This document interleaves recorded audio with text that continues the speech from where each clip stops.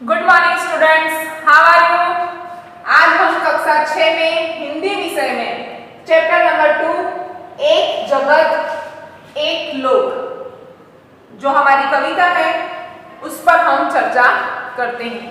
यह एक जगत यानी कि एक संसार, ये पूरा संसार एक ही है और एक लोक ये कविता का जो टाइटल है उसे देखते ही हमें समझ में आ जाता है कि एक होने की भावना के बारे में बता रखा है। यह पूरा विश्व है, ये अलग अलग देशों में विभाजित किया गया है, लेकिन यह कविता यह संदेश देती है कि हम अलग होकर भी एक हैं। जैसे कि नदियों का पानी अलग अलग नदियों में से बहकर वह सारा समुद्र में ही एकत्रित होता है, तो उस पानी को एक ही माना जाता है। वैसे हम ये पूरा सूर्य एक ही है और पूरे विश्व को प्रकाशित करता है। ऊपर चंद्र है, वह भी एक ही है और पूरे चंद्र की चांदनी हम सभी को मिलती है। हम सभी के शरीर भी एक जैसे ही हैं, हम सभी के शरीर एक जैसे हड्डियों से ही बना हुआ है। हम सभी के रक्त का रंग भी लाल ही है, किसी के रक्त का रंग अलग थोड़ी होता है, तो हम सब एक हैं। यहाँ पर हम सभी को आपस में मिलजुल कर रहने और भाईचारे की भावना को बनाए रखने का संदेश दिया गया है। हम सभी धरती माता की संतान हैं। यहाँ धरती पर अलग अलग जाति, अलग अलग धर्म के लोग रहते हैं, लेकिन उन सभी में एकता की भावना देखने को मिलती है। एक जगत एक लोक सबका है एक मान, एक जगत एक लोक सबका है एक मान। एक चंद्र एक सूर्य एक भूमि आसमान, एक चंद्र एक सूर्य एक भूमि आसमान। एक भूमि आसमान एक भूमि आसमान, एक जगत एक लोक सबका है एक मान। एक तेज एक हवा एक ही पानी, एक तेज एक हवा एक ही पानी। जीवन है सुख दुख की एक कहानी, जीवन है सुख दुख की एक कहानी। एक देह एक रक्त, एक देह एक रक्त, एक देह एक रक्त, एक अस्थि एक प्राण। एक देह एक रक्त, एक अस्थि एक प्राण। एक जगत एक लोक सबका है एक मान, एक जगत एक लोक सबका है एक मान। हर्ष भरे गाए हम राग सुहाने, हर्ष भरे गाए हम राग सुहाने। समता और ममता के गीत तराने, समता और ममता के गीत तराने। घर घर में गूंज रहा निस दिन यह मधुर गान, एक जगत एक लोक सबका है एक मान। राष्ट्रों में एक यही कर्म हमारा, राष्ट्रों में एक यही कर्म हमारा। प्रगति न्याय मानवता धर्म हमारा, प्रगति न्याय मानवता धर्म हमारा। हिल मिल के लहराए, हिल मिल के लहराए, हिल मिल के लहराए विश्व शांति का निशान। एक जगत एक लोक सबका है एक मान, एक जगत एक लोक सबका है एक मान। प्रकृति के तत्व हम सबके लिए हैं, हम सबको समानता से रहना है, बिना भेदभाव के सभी के साथ प्रेम से रहना है। आज मनुष्य की सोच अपनी दुनिया तक सीमित हो रही है। आज मनुष्य की सोच अपनी दुनिया तक सीमित होना यानी कि मनुष्य सिर्फ अपने मतलब का ही सोचता है, वो स्वार्थी हो गया है। इस काव्य का भाव राष्ट्रवाद की संकीर्णता से ऊपर उठकर विश्व बंधुत्व की भावना विकसित करता है। इस काव्य का भाव राष्ट्रवाद की संकीर्णता यानी कि देश के प्रति जो संकुचित विचार है, छोटे विचार है, उनसे ऊपर उठकर विश्व बंधुत्व की मतलब एक विश्व को एक डोर में पिरो के रखना है, ऐसी एकता की भावना विकसित की गई है। प्रकृति के तत्व हम सबके लिए है, हम सभी का उस पर समान अधिकार है। ठीक है, यह कविता हम समझते हैं। एक जगत एक लोक सबका है एक मान, एक चंद्र एक सूर्य एक भूमि आसमान। यह कविता एक जगत एक लोक, यह हमें ये संदेश देती है कि ये पूरा जगत, ये पूरी दुनिया एक ही है। यह संसार एक मानव लोक है। इस दुनिया में मानव के बिना कोई संसार चल सकता है क्या? और सभी को जीने का समान अधिकार है, सभी को समान हक दिए गए हैं। ऐसे नहीं है कि किसी व्यक्ति को ज़्यादा हक है, किसी को कम है। पूरी दुनिया में एक ही चंद्र की चांदनी देखने को मिलती है। पूरी दुनिया में एक ही सूर्य रोशनी देता है। हम सभी एक ही धरती पर रहते हैं और एक ही आसमान के नीचे हम सभी रहते हैं। इस कविता में क्या बताया रखा है? एक जगत एक लोक सबका है एक मान, एक चंद्र एक सूर्य एक भूमि आसमान, एक तेज एक हवा एक ही पानी, जीवन है सुख दुख की एक कहानी।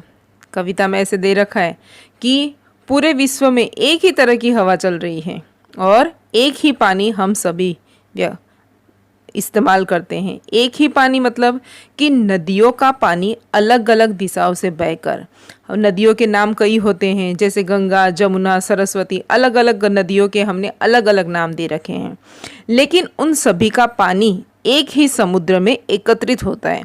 इसलिए यहाँ काव्य पंक्ति दे रखी है, एक तेज एक हवा एक ही पानी। पूरे विश्व में एक ही तरह का पानी है और वह मानव अपने उपयोग में लेता है। जीवन है सुख दुख की एक कहानी। ये पूरा जीवन सभी मनुष्य के लिए सुख दुख की एक कहानी है। सभी मनुष्य के जीवन में सुख दुख बारी बारी से आते जाते रहते हैं। ऐसे नहीं है कि एक व्यक्ति के जीवन में हमेशा सुख बना रहेगा और किसी एक व्यक्ति के जीवन में हमेशा दुख बना रहेगा। सुख के बाद दुख और दुख के बाद सुख, यह नित्य क्रम चलता ही रहता है। जीवन में सुख दुख बारी बारी से आते ही रहते हैं। फिर है एक देह एक रक्त एक अस्थि एक प्राण, एक जगत एक लोक। एक देह हम सभी का जो शरीर है, भगवान ने हमें जो शरीर दिया है वह सभी के शरीर की बनावट एक जैसी है और सभी के शरीर में एक ही रक्त बहता है। सभी के रक्त का रंग, लहू का रंग, खून का रंग लाल ही है। ऐसे थोड़ी है कि किसी के खून का रंग अलग है।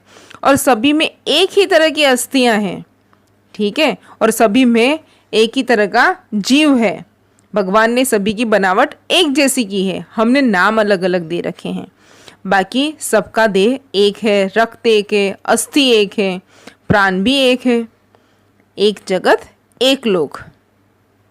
हर्ष भरे गाए हम राग सुहाने, समता और ममता के गीत तराने। हम आनंदित होकर राग सुहाने मतलब कि हम आनंदित होकर सुंदर राग छेड़े। हम समता, समानता और पारस्परिक प्रेम के गीत गाए।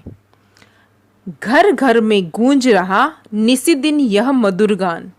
घर घर में रात दिन यही गीत गूंज रहा है कि हम सब एक जगत एक लोक के निवासी हैं।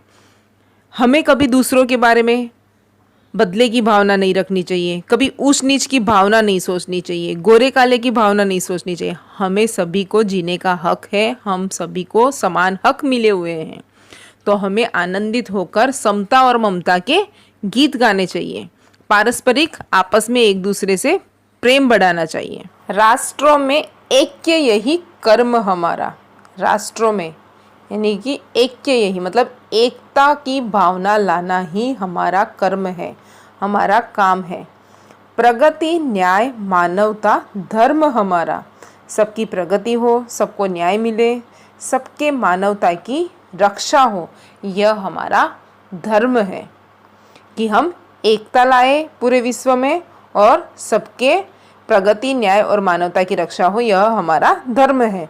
हिल मिल के लहराए यानी कि मिलजुल कर हम सब गाए, विश्व शांति का निशान। हम विश्व की शांति का झंडा लहराए। एक हम सब मिलजुल कर विश्व शांति के झंडे को लहराएं और इस तरह अपनी एकता साबित करें। संस्कृत में एक वाक्य है, वसुदेव कुटुंबकम। इस वाक्य में बहुत कुछ कह रखा है। वसुदेव कुटुंबकम यानी कि पूरा विश्व, पूरी धरा, पूरी पृथ्वी एक कुटुंब, एक परिवार की तरह है। भले ही हम सबके पहनावे अलग हो, खान पान अलग हो, रहन सहन अलग हो, हमारी जाति, हमारा धर्म अलग हो, लेकिन हमारा धर्म मानवता का है। हम सब एक ही परिवार के, एक ही डाल के पंछी है और हम सब में एकता बनी रहे, यही हमारा धर्म है। बच्चों, हमने कविता पढ़ी, गाई और समझी। हमें इस कविता से क्या सीखने को मिलता है? हमें इस कविता से यह सीखने को मिलता है सबकी प्रगति हो, सबको न्याय मिले और सबके मानवता की रक्षा हो। यही हमारा धर्म होना चाहिए। और इस कविता से हमें यह भी सीखने को मिलता है कि सुख दुख जीवन में बारी बारी से आते ही रहते हैं। ऐसे नहीं कि एक बार सुख आ गया तो बस वह सुख में ही चला जाएगा उसका सारा जीवन, ऐसे नहीं है। उसके जीवन में एक बार सुख, एक बार दुख, ये दोनों बारी बारी से आते ही रहते हैं। जिसके जीवन में दुख आ गया तो ऐसे नहीं है कि वह दुख में ही भरा रहेगा उसका जीवन, उसके जीवन में भी कभी सुख आएगा। बच्चों, पाठ्य पुस्तक में जो शब्दार्थ दे रखे हैं उन पर ध्यान दो। जग यानी कि जगत, दुनिया। लोक यानी संसार। मान यानी आदर, सम्मान, रिस्पेक्ट हम कहते हैं ना। भूमि यानी जमीन, धरती, धरा। फिर है तेज यानी प्रकाश। देह, देह यानी तन, काया, शरीर, हमारी जो बॉडी होती है वह। निस्दिन, हर रोज, प्रतिदिन, एवरीडे। रक्त, लहू, खून। अस्थि, अस्थि यानी हड्डी, हमारे शरीर में जो हड्डियां हैं वह। हर्ष यानी आनंद, खुशी एक तरह की। प्राण, जान, जीव। तराना यानी गीत और गान। प्रगति यानी उन्नति, विकास। ऐक्य यानी एकता की भावना। पूरी कविता एकता पर आधारित है ना। राग यानी स्वर, ताल और लय युक्त संगीत। गान, गान यानी गीत। निशान, निशान यानी चिन्ह। ठीक है।